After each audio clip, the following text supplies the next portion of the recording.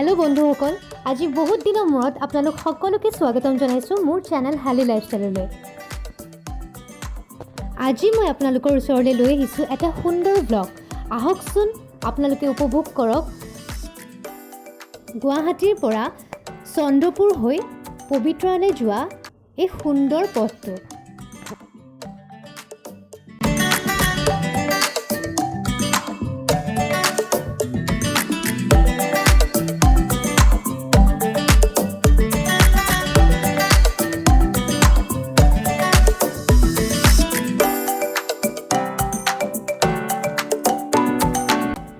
বৰ্তমান পবিতৰা বন্ধ হৈ আছে, কিন্তু চন্দ্ৰপুৰৰ এই ৰাস্তাটো সঁচাকৈ বহুত মনোৰম।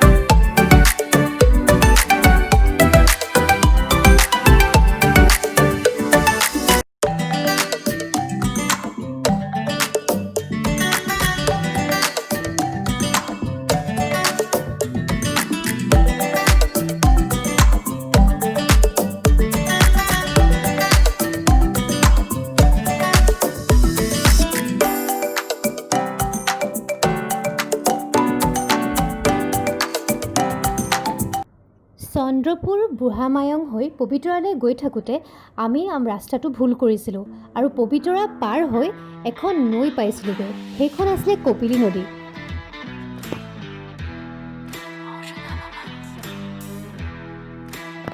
কপিলী নদীত সেই সময়ত মাছমৰীয়াই মাছ ধৰি আছিল।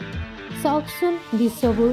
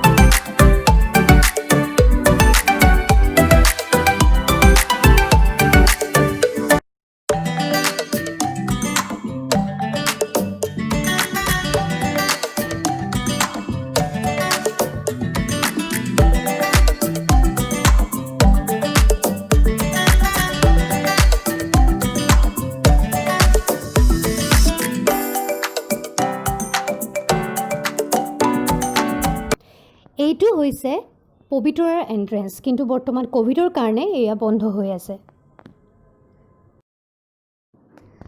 গৈ থাকোঁতে আমি পাহাৰীয়া ঠাইডোখৰ দেখা পাইছিলোঁ আৰু উভতি আহোঁতে আমি তাত সোমালোঁ আৰু কিছু ফটো মাৰিলোঁ।